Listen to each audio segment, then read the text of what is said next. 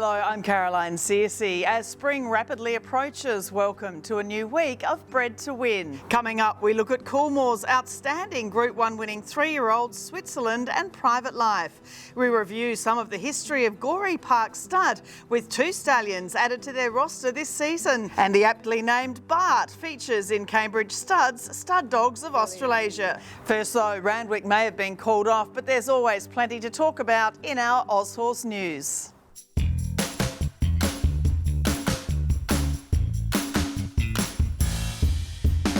Q-Man's tough. Recommendation comes again. With the Missile Stakes washed out at Randwick on Saturday, the feature group race of the weekend around Australia was the Behemoth Stakes, formerly the pre-spring South Australian feature, the Spring Stakes. Q-Man hadn't had a run since April last year, not long after he won the 2024 Oakley Plate for Shane and Cassie Oxlade. His sire, Mint Lane, is the son of leading US stallion Maria's Mon, and he's out of a Clangalang mare, out of a General Nadir mare. Fanta's the leader, 120 to go. Fanta and Fluoro Neuro, both sons of WA sire Gingerbread Man, cornellaed the stakes race in Western Australia on Saturday. The winner, just a $5,000 yearling, has now earned almost $600,000 on the track. Their sire, Gingerbread Man, a son of Shamadal, stands at Yarradale Stud at a fee of $5,500 in 2025. Escher has raced away, 100 metres to go. At Moonee Valley in Melbourne, well-bred filly Escher showed signs of things to come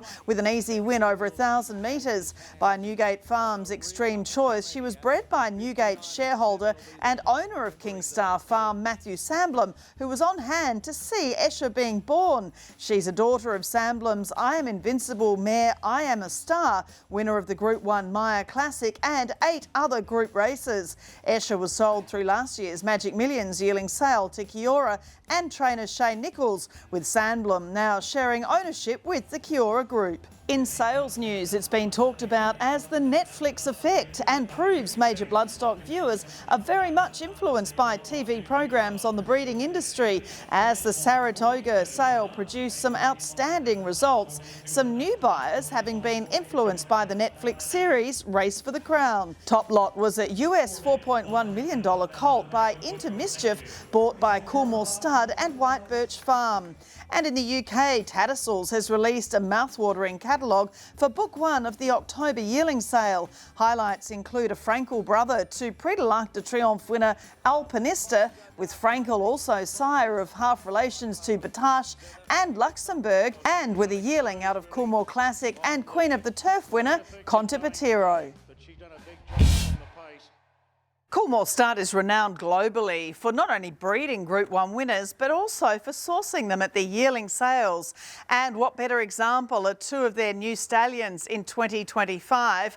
The Inglis Easter graduate Switzerland, who went on to win the aptly named Coolmore Stud Stakes, and Magic Millions graduate in Private Life, who went on to win a Caulfield Guineas. Both are barn mates in the new season at Coolmore.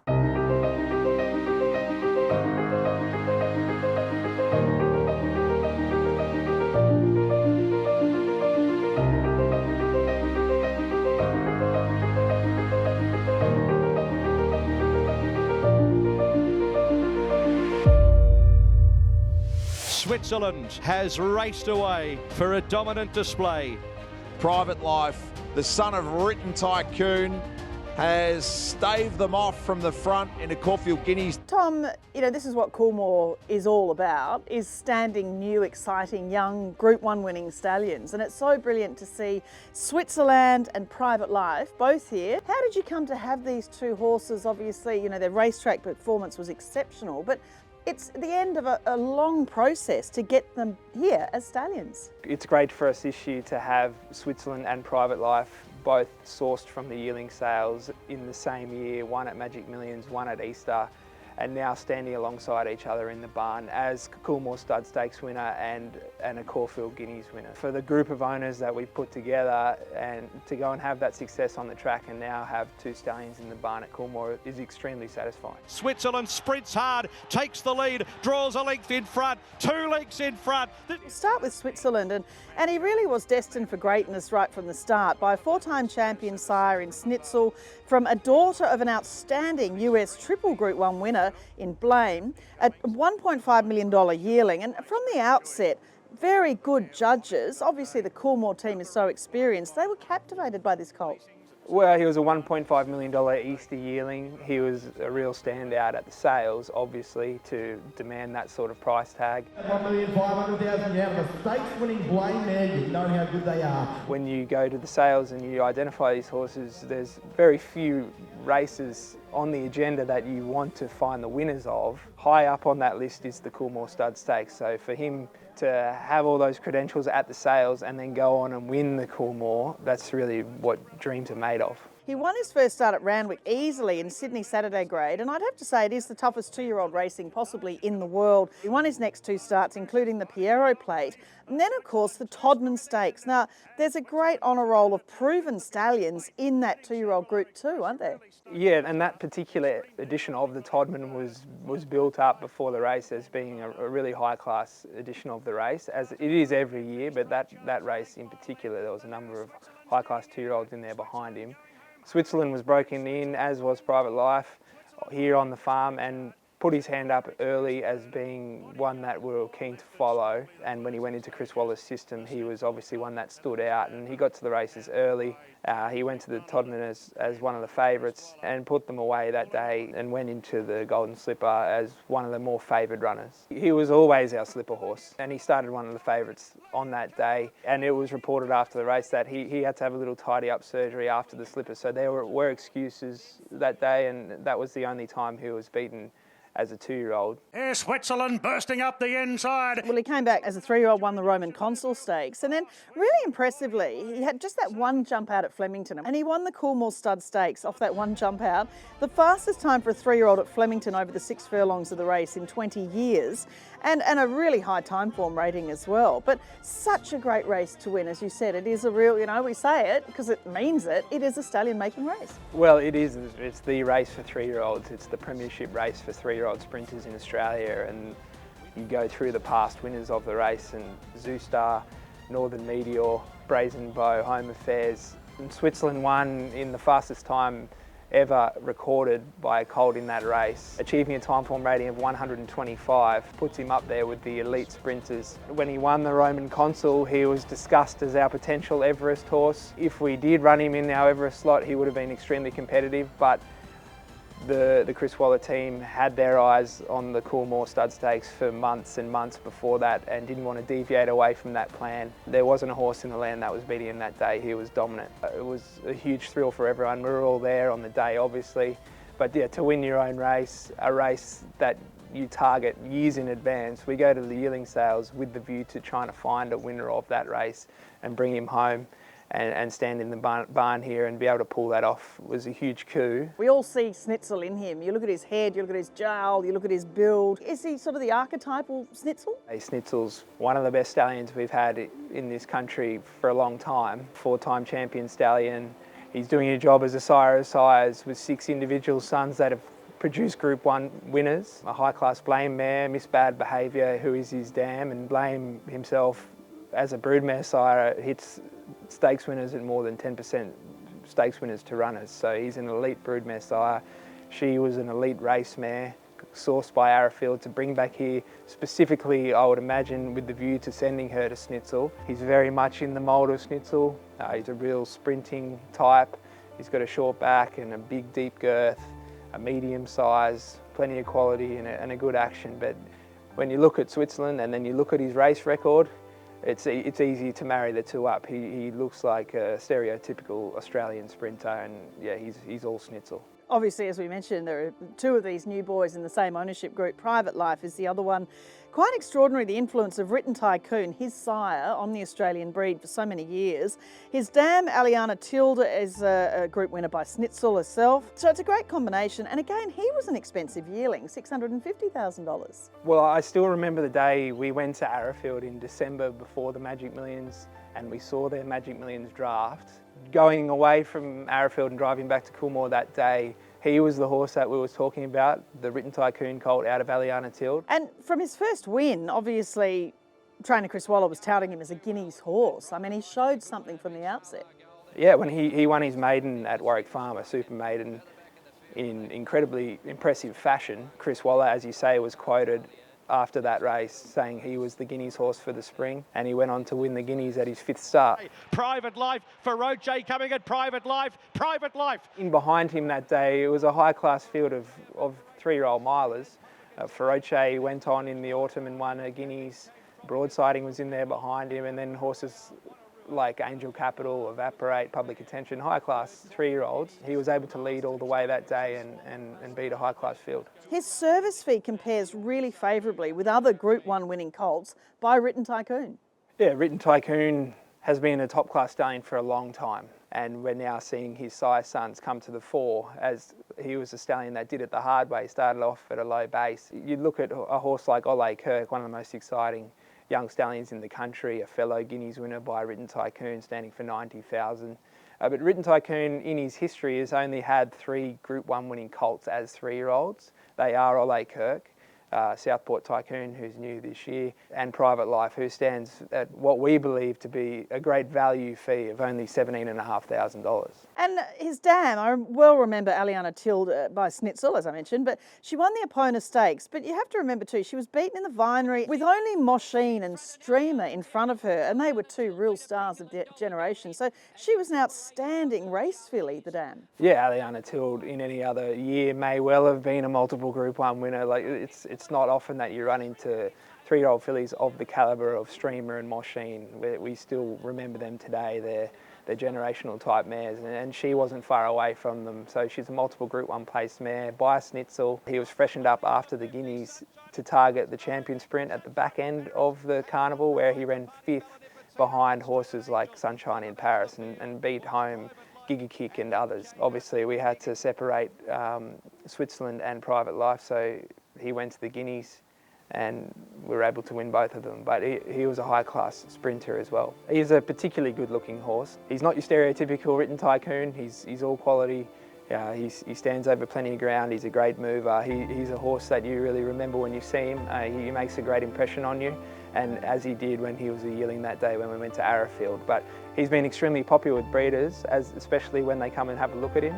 We're selling a limited number of breeding rights in him, and they've been taken up by some leading breeders throughout the country, including Gilgai, who bred Ole Kirk themselves. So they know what an influence Written Tycoon is having on the breed, and they've identified some of their best mares to support Private Life with. So we're really excited about the group of people that we've got in behind this horse, and we think it'll stand him in good stead going forward.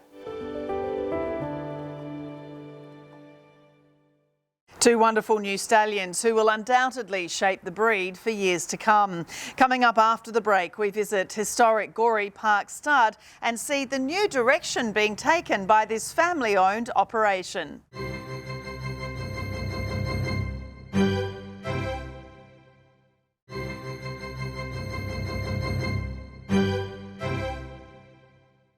This segment of Bred to Win brought to you by Barristock, trusted by Australia's leading studs and backed by Kentucky Equine Research. Horses come first. Gooree Park Stud at Mudgee in New South Wales is the crown jewel in the late Eduardo Cuenco's racing and breeding empire, and now the business is being taken in a new direction by the next generation while maintaining its historic thoroughbred breeding program.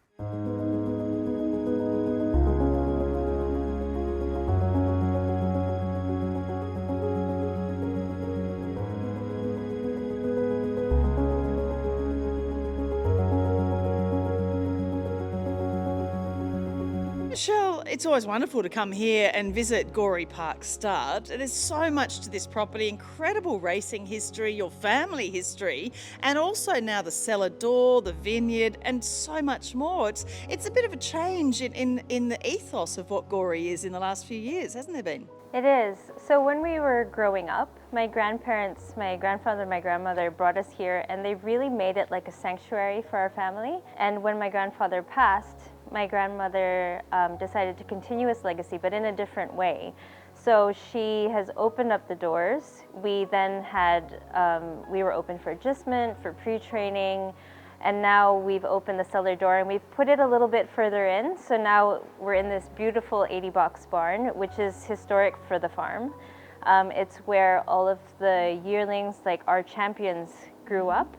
They were foaled down just behind the barn, kept in the stables, handled and broken in here before going into the complex. So it's been really, really good, and there's an idea of horse hospitality now, where we invite people in and they can have a glimpse of what we had growing up here. Hospitality and tourism can be something that works so well with the equestrian industry. Yeah, well, we've renovated a lot of the houses on the property, and now we have farm stays. So a lot of people will come up, they'll book through Airbnb, one of the farmhouses. We have the graziers, the stables house, and the racetrack cottage. And they book them, and then they can book a wine tour.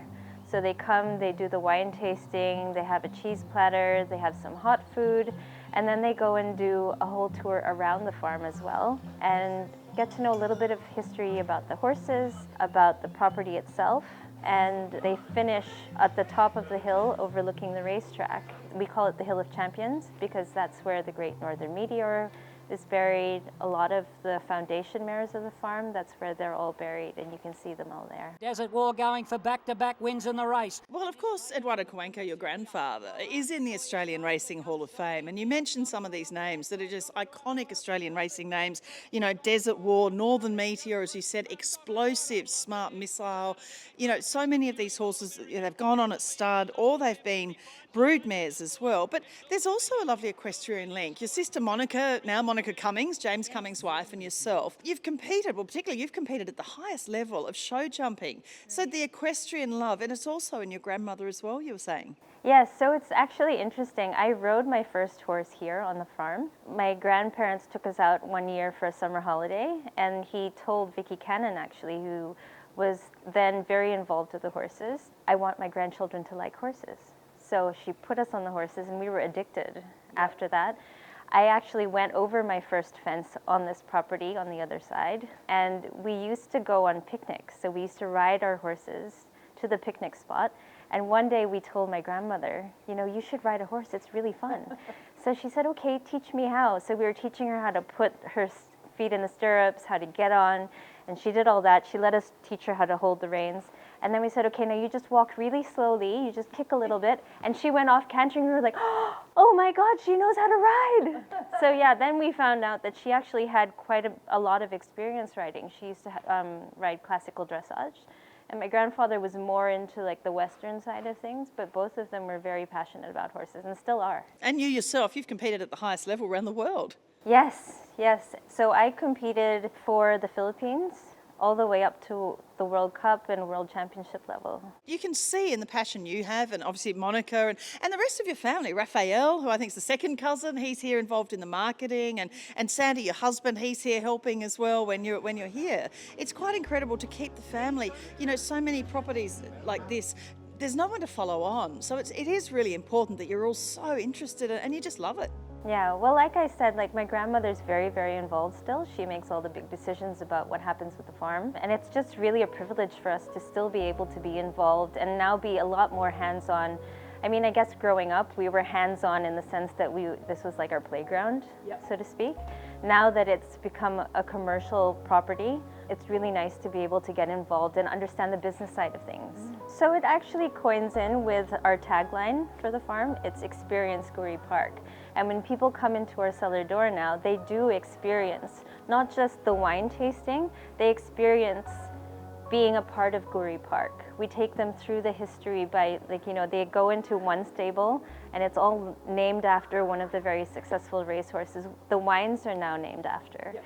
And they get to see, you know, and touch and feel the trophies, the blankets, like that they win. Northern Meteor's plates, you know, his race plates. Exactly, and they also get to see a lot of photos. So some of them have photos of them growing up, how they were handled. There are photos in there of my grandparents and early days of the farm, so they can see how it's transitioned from the photo and what it shows to today. Gooree's been a major part of my life for a long time. I ran Gooree for 36 years, so it's a major part of my life. And it's great to be associated with the family and the farm again, and exciting to have a couple of homebreds back at the farm. We'll talk about Yes, Yes, Yes separately because we have another story on him. But prized icon, to see him back here is just wonderful with the Gooree brand on him. And he's done so well, Tropical Squall and plenty of others. He's getting so many winners in recent times. Yeah. Look, he was a dream horse to race, and he's proven he can throw a dream horse in Tropical Squall. He's a beautiful animal, you know, he's a magnificent type. What people do forget is that he ran third in a breeder's plate behind one of the best 2-year-olds we've seen in the last 25 years in Capitalist. And his mother won a Maribyrnong plate, so it's a speed family, and he had the class to win a derby. So he was a fantastic, sound, tough horse, durable, and he was a real great advertisement for Gooree. It's great to have him here. And of course by More Than Ready. I mean, the whole More Than Ready side of things is speed too, Golden Slipper winners. All speed. His sister, Romantic Moon, won a lead-up stakes race to the Slipper, ran in a Golden Slipper. It's a very sharp family, and we always thought he'd be a 2-year-old, and he showed that in the breeder's plate. And I think it was a bonus that he was stretched out. His class prevailed over a distance in the Victoria Derby. Kamachi goes to second, giving chase. Tropical Squall 2 in front. And you look at a Tropical Squall, I mean, that's what you would expect him to be throwing because, you know, you have to have a level of speed to be able to win Group 1s as a 3-year-old over a mile, such as the Flight Stakes. She was a dominant filly, you know, high-balled up on the speed as a lot of gays do, but she was a beautiful filly, very athletic, and a great advertisement for what he can throw. And she was outstanding. She was sound and tough, and that's what he can throw, and that's what he was himself. He was a dream, as I said, a dream horse. He also ran second to Winks in a Chipping Norton. He ran second in Australian Guineas. Virtually every run he had was in black type races from his first start. So you can certainly breed a serious horse by this stallion at an affordable fee. He's only a young horse and he's in magnificent condition. And he's a great breed to racehorse. And he had a city double only a couple of months ago. Good prize, won at Warwick Farm, his 4th win in a row. And Call Me an Icon won at Sandown in Melbourne. So they're city class winners. Flashy Icon was also a winner. And it is hard to maintain, I guess, for a middle distance to staying stallion, good numbers in their books of mares. He's doing this off, you know, he's not having 200 mares, is he? Correct. You know, it was great him winning the Derby, but we all know in this country, if you win a Derby, commercially, it can be a death knell. But I don't think he was a true out-and-out stayer. He was a sprinter miler. Class carried him to 1.5 miles, and he can throw you a serious horse. And for the price he's standing, his pedigree and type, he's a great horse to breed to. You can win a lot of money and have a great time. As I said, we'll touch on Yes, Yes, Yes in a further interview. And then, of course, your song, a Group 1 winner here, of course, for Gooree Stud. And he's just, again, another bread and butter stallion that people forget so fast, don't they? Your song is probably the nicest foal from day one we ever had at Gooree. He was one of those horses that, as a day old, he looked like he was 3 weeks old. And you walk into a paddock, I remember people say, what is that? He's a stunning animal, he throws it, they win races, they're fast horses, they win in Hong Kong. Once again, a good valued horse and a son of the great Fastnet Rock. So down the track, I wouldn't be surprised to see his daughters do a job at stud. For sure, and of course, you look at what's happening here with all the tourism and the you know the winery side of things, and you know those red and black colours though, they're still going to be racing on, and horses produced from this farm for many decades to come. Yeah, look, those red and black colours are synonymous with toughness, soundness. It's as good a property as you'll ever find to rear tough, sound horses. You know, you've got these beautifully bred Gooree horses standing for not a lot of money, so you know they're great value.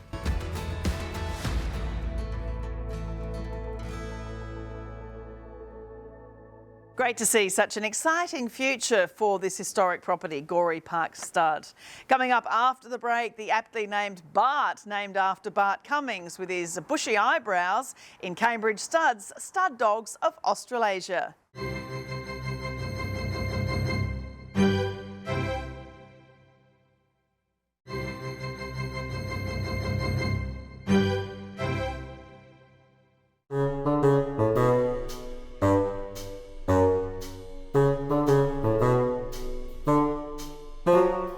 This is the little local legend of Gooree Park. Bart's a hairy Jack Russell Terrier, named Bart because of Bart Cummings with the hairy white eyebrows. Oh, just regular, it's terrific. He's 12 years old in September, and his official title on the farm is Official Rodent Control Officer. He spends most of his days digging tunnels, hunting for rats, and keeps an eye on our old retirees. He sits in the paddock looking at the old girls most of the time. He's pretty good with the horses, And like most Jack Russells, he's always up for a bit of misadventure. Rabbits, wombats, kangaroos, whatever. And managed to kill a brown snake earlier in the year. He's the love of my life, Carolyn. He's just an endearing little soul. Everybody loves him. He's full of beans. He just bounces around everywhere, says hello to everyone. He's just so happy to see you all the time.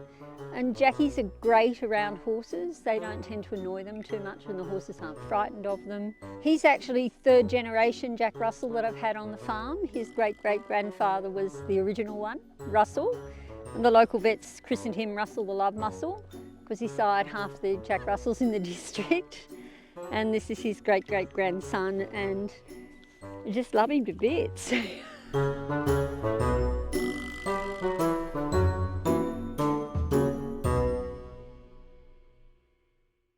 Great seeing the role these beautiful dogs play in everybody's lives on thoroughbred stud farms across Australia and New Zealand. That's it for this edition of Bred to Win. Join us again next week as we head to Darley Stud to profile another new sire for 2025, Traffic Warden and his outstanding sire, Street Boss. That and much more next week. I'm Caroline Searcy. I look forward to seeing you then.